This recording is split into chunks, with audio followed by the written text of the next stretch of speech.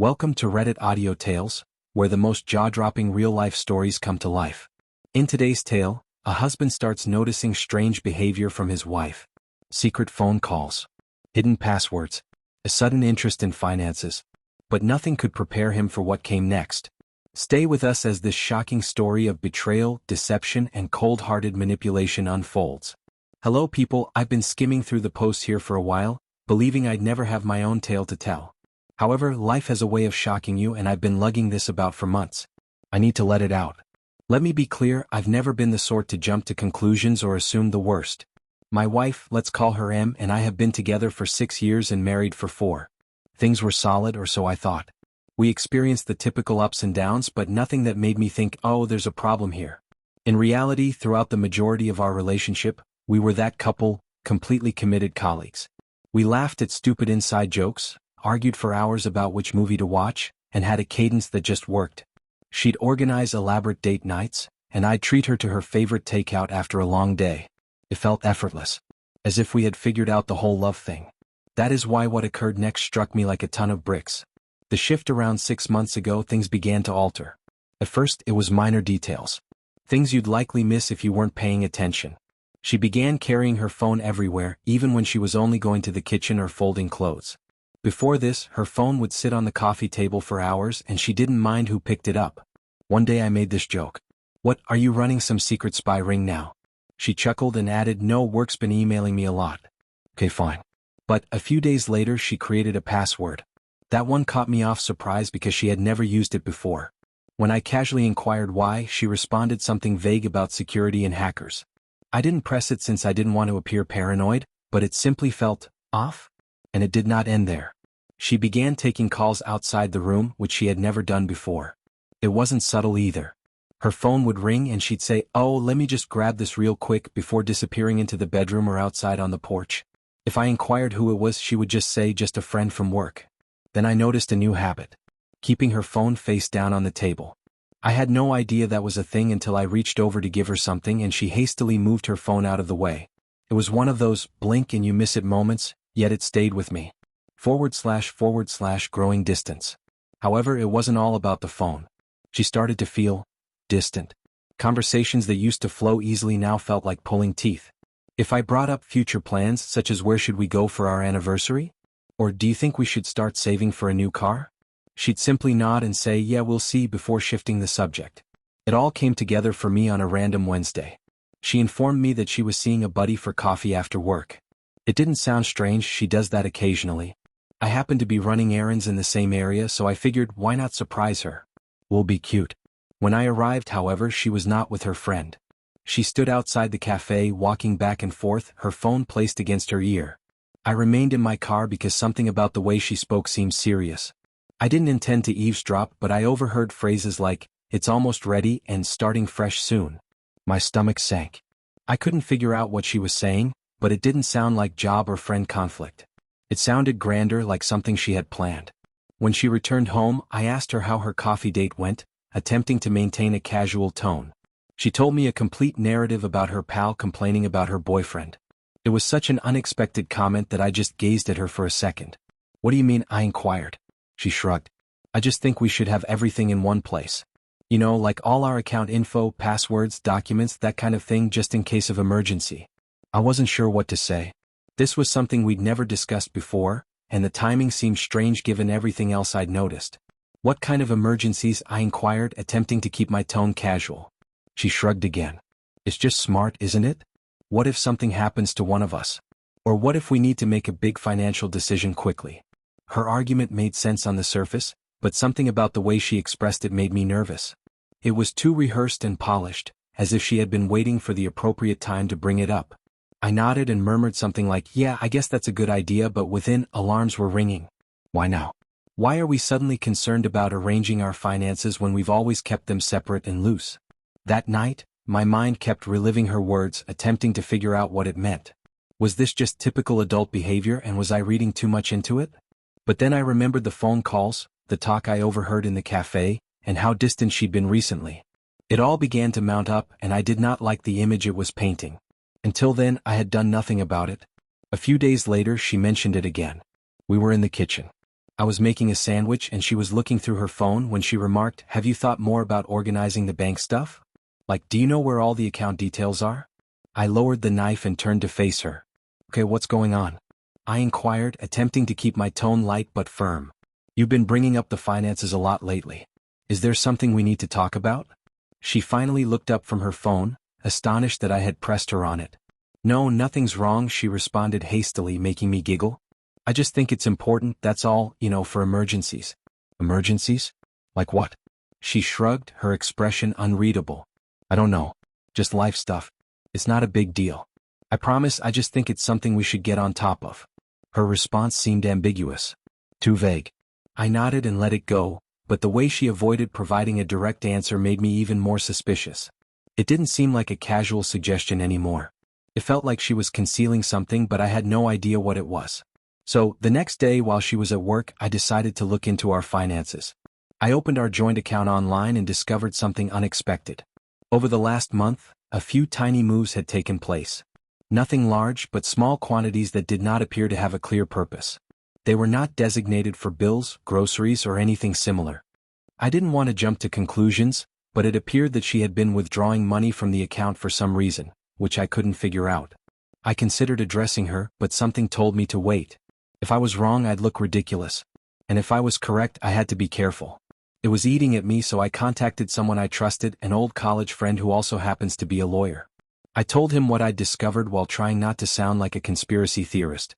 "Look," he remarked after I'd explained everything. "I'm not saying something is absolutely going on, but you're not insane for wanting to be ready. If you're concerned about protecting your assets, now is the moment to do so. Better safe than sorry." He walked me through what I could do, simple procedures to ensure my finances were protected if something happened. I'll admit that taking such drastic action felt out of the ordinary. It felt like I was preparing for something dreadful even though I wasn't sure what was wrong. But the more I considered it, the more it made sense. If she was really up to something and I was beginning to suspect she was, I needed to defend myself. It was not an easy decision to make, however. This wasn't just about money or assets. It was about the life we had created together. I kept repeating images in my head, our wedding day, the late-night conversations about our dreams, and the weird little jokes we shared. How did we arrive here? Is this what our marriage had come to? The prospect of taking these measures felt like conceding defeat, as if I was officially abandoning the trust we previously shared. That evening while she was out, I sat at my desk and took out my laptop. My hands shook as I opened the computer and began browsing through everything: bank accounts, investment accounts, and the property deed. Each paper I studied felt like a betrayal, but a persistent voice in my head reminded me that this was about survival, not sabotage. I didn't mean to hurt her. I couldn't get rid of the idea that if I didn't act now, I'd regret it later. I compiled a list of everything I could transfer and how to do it without raising suspicion. As I typed, I felt a crushing weight settle against my chest. I had entirely trusted her for years, and now here I was, playing defense against the person I thought would always have my back. Then I called my mother and explained why I needed her help, but not in detail. "I need you to hold on to some things for me for a while. It's nothing bad, just something I need to do to protect myself just in case." She was silent for a minute, likely trying to figure out what I wasn't saying. "Are you okay?" Her voice was filled with anxiety. "Yeah, I lied. It's just a precaution, nothing to worry about." She didn't press me, but I could hear the pause in her voice when she responded. "Of course, sweetheart. Whatever you need." I hung up the phone with an odd mix of relief and shame. I despised engaging her in this mess, but knowing she had my back provided some steadiness in an otherwise chaotic environment. By the time Em arrived home, I had already begun the process. I moved the majority of my assets, our cash, investments, and even the house, to my mother's name. I kept enough in our joint account to keep up appearances, but the rest was locked down. She didn't notice anything. She walked in, kissed my cheek, and asked if I wanted to watch a movie. I appeared okay, but inside I was a wreck. Part of me felt awful, as if I had betrayed her trust. But another part of me felt relieved, as if I was finally gaining control of a situation that had spiraled out of my control. Over the next 3 days I tried to maintain a normal routine. I didn't want to let her know that anything had changed. She appeared satisfied, even unusually cheery at times. However, rather than putting me at ease, it increased my suspicion. If she was plotting something, she did an excellent job of concealing it. What stood out, however, was that she never brought up the finances again, not even after I questioned her the last time. It was as if the subject had evaporated from her memory. At first, I believed I had overreacted, and she dismissed the subject since it wasn't relevant. But the more I thought about it, the more I realized she was avoiding it. Almost as if she was afraid to bring it up again after I pressed her.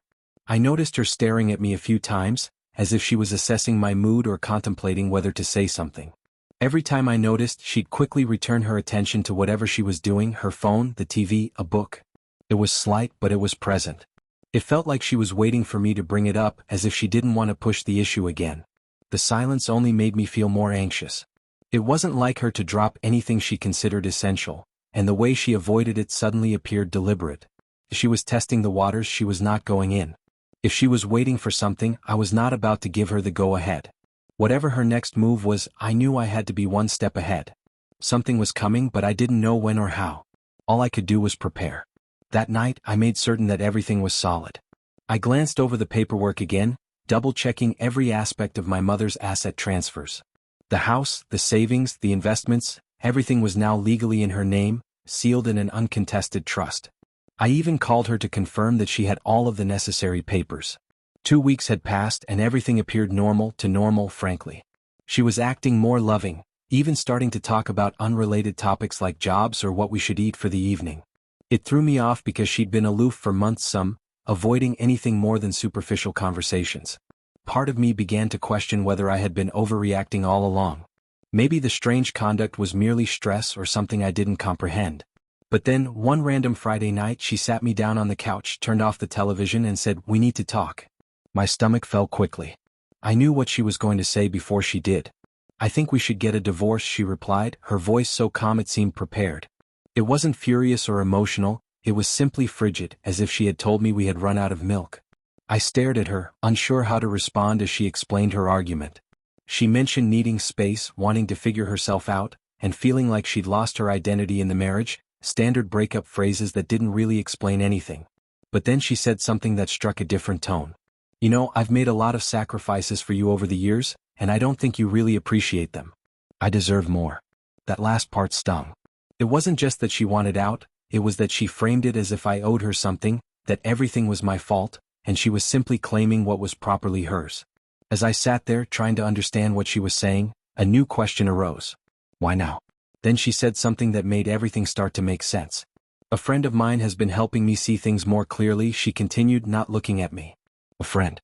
I remained still, letting her speak, but my mind was racing. Who was this friend? Why were they so involved in my marriage? The way she stated it was not casual. It seemed like someone had been hyping her up, convincing her that leaving me wasn't simply a choice, but a strategy she needed to implement. And the more she talked about how she deserved more because of her sacrifices, the more I became skeptical. Sacrifices? What kind of sacrifice? She was happy with me, or so she said. I worked hard to offer her the life she desired, and it wasn't just about money. When she asked to move closer to her job, I agreed, even though it meant a lengthier commute for me. When she wanted to attend that pricey yoga retreat last year, I made sure we budgeted for it, even foregoing a vacation I was looking forward to so she could go. I backed her when she changed careers twice, telling her it was fine to take the risk because I wanted her happy. I believed being a decent husband meant putting her first whenever possible. And it wasn't as if I was an unresponsive, distant partner. I showed up. I remembered birthdays and random things she had mentioned loving. When she mentioned feeling caught in a rut, I suggested date nights. I listened to her complain about her job, friends, and family. I didn't always get it right, but I did try. That's why her "I deserve more" line hurt so much. I didn't even consider buying it. She was not upset due to anything I did or did not do. She was upset because something had changed in her. Perhaps it was the acquaintance she kept bringing up or something else. But the lady sitting in front of me was not the woman I married, and I was not going to let her rewrite our marriage tale to fit her new narrative. I didn't press her at the moment. Instead, I nodded and said something innocuous such as, "If that's how you feel, I guess we should figure out the next steps." She seemed startled that I wasn't arguing or begging her to stay, but I didn't mind. My attention had already changed. I needed to know who or what was causing her sudden planned shift in conduct. She didn't just wake up one day and decide she wanted out. This was something greater, and I wasn't going to let it surprise me any more than it had already. After that chat, she went into her own apartment, and I received the divorce papers on Monday. Let me tell you, they didn't only want to stop the relationship. They were planning to take everything, half the house, my savings, my assets, and the car. She wanted it all. Plus, some ambiguous spousal support clauses that made little sense given her high salary. It seemed as if she was expecting me to give her all I had worked for. At first, I assumed she was just being vengeful, but the way she articulated her demands, so specific and aggressive, reassured me that she had someone guiding her through this. So I started digging. I couldn't just ask her who she'd been talking to, so I had to be clever. I began with her social media. She hadn't blocked me, and even though she didn't post frequently, I searched through her tagged photographs and comments looking for someone new. That's when I discovered the pattern. Jake repeatedly liked and commented on her posts. Nothing obscene but enough to make me pause. I clicked on his profile, which was public. At first glance, he didn't appear to be much more than a 30-year-old marketing professional. But as I scrolled down, I spotted something unusual. He posted a photo at the same cafe I'd seen her at weeks before. On the same day I overheard her discussing starting afresh. My gut churned as I continued scrolling. More subtle signals were a comment on one of her pictures that read, "You've got this," as well as a selfie he'd taken from what appeared to be her new residence.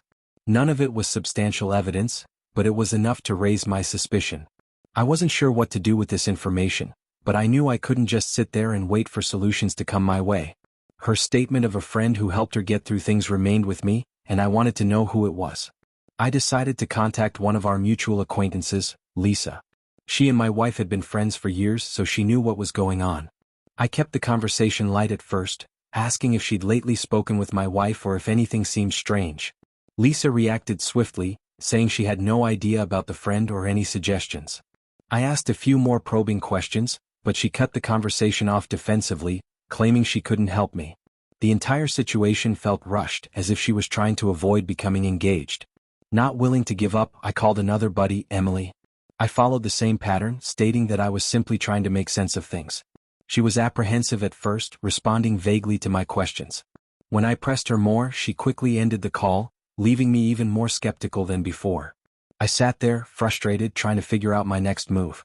Then, to my astonishment, Emily called back. She told me she needed to make sure what she said didn't come back to her.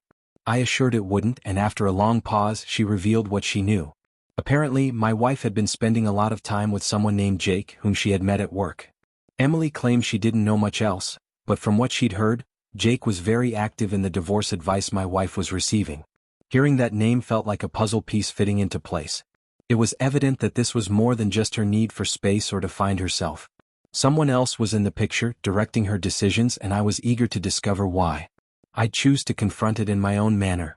That Saturday, I headed to her apartment building and parked a block away, trying to confirm what I already suspected. A few hours later, she and Jake stepped out of the building. They did not hold hands or anything, but the way they walked together, close, leaning in to talk, was plenty.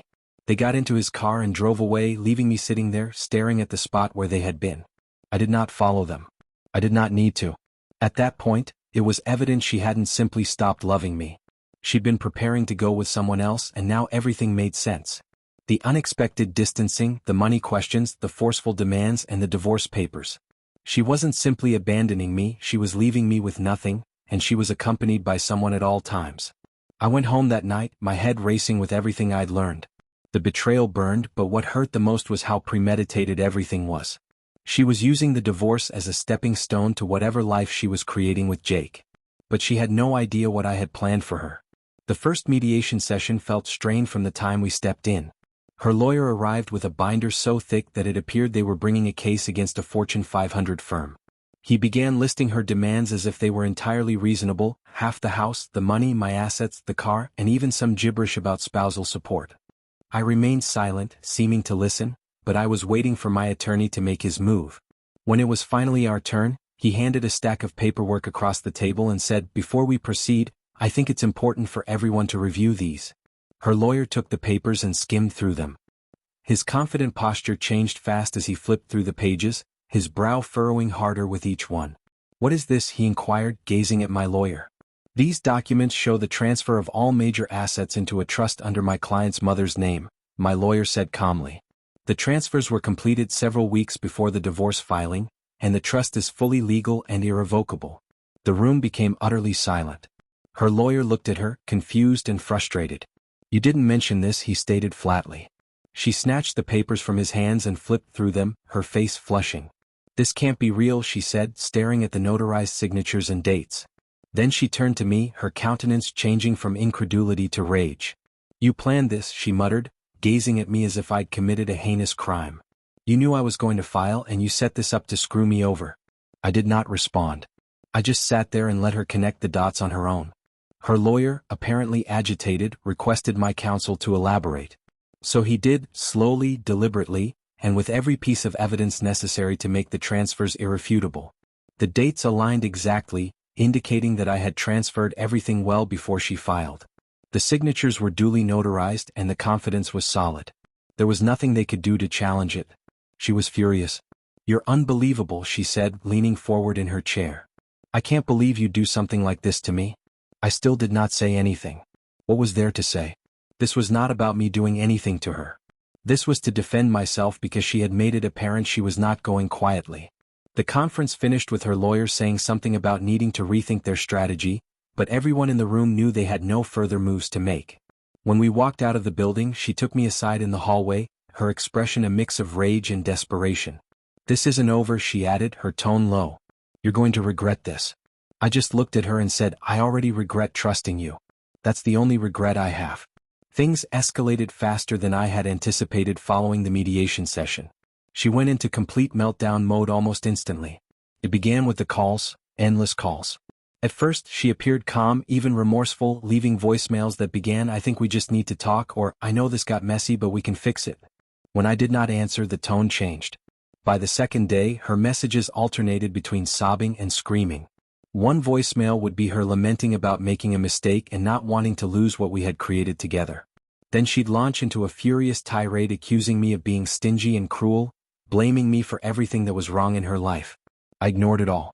My lawyer told me not to engage and I honestly did not want to. I was finished playing her games, but she was not. When the calls and texts did not work, she began telling stories. Mutual friends informed me that she had been telling people that the divorce was a hoax, and that it was all part of a larger farce. A prank?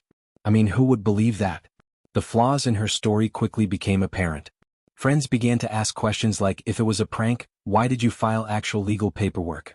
Or why hire a lawyer and make such specific demands if it wasn't serious? When others didn't instantly accept the hoax justification, she doubled down. She said it was not a joke, but rather a test of our relationship's strength. She began casting herself as the victim, claiming that my reaction had hurt and betrayed her, that I had gone too far and broken our marriage's trust. At first, some individuals seemed to believe her stories. I'd get strange emails or comments from acquaintances like, "Wow, I didn't realize things were so rough for her." Even her brother lashed out, saying, "You should have just talked it out instead of being so drastic." It was annoying, but I knew the truth would eventually come out. And it did, due to a common buddy. Let us call him Matt. Matt and I were not particularly close, but we had always been nice. A few weeks after the mediation, he messaged me unexpectedly, stating he had something I needed to see. When we met, he brought out his phone and showed me a series of text messages between her and Jake. I was confused at first. "How did you even get these?" I inquired, scanning through the messages.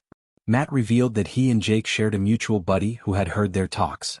Apparently, this common acquaintance had grown concerned about the way things were going, especially when Jake began gloating about how he was assisting her in securing her future.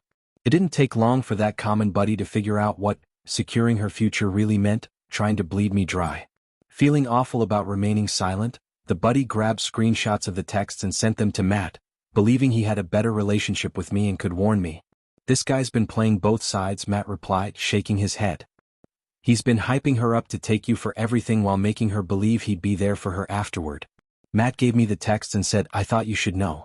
You don't deserve this man." The texts were terrible. She wasn't just ranting to Jake about the divorce. She was actively planning her future steps with him, and he was guiding her through them. A message she left read, "Once the settlement's done, we'll have everything we need. I just need him to agree to the terms." Jake responded, "Don't back down. Make him feel guilty if you have to. He owes you. We'll start fresh once you've got the money." I sat there, staring at Matt's phone and trying to understand what I was reading.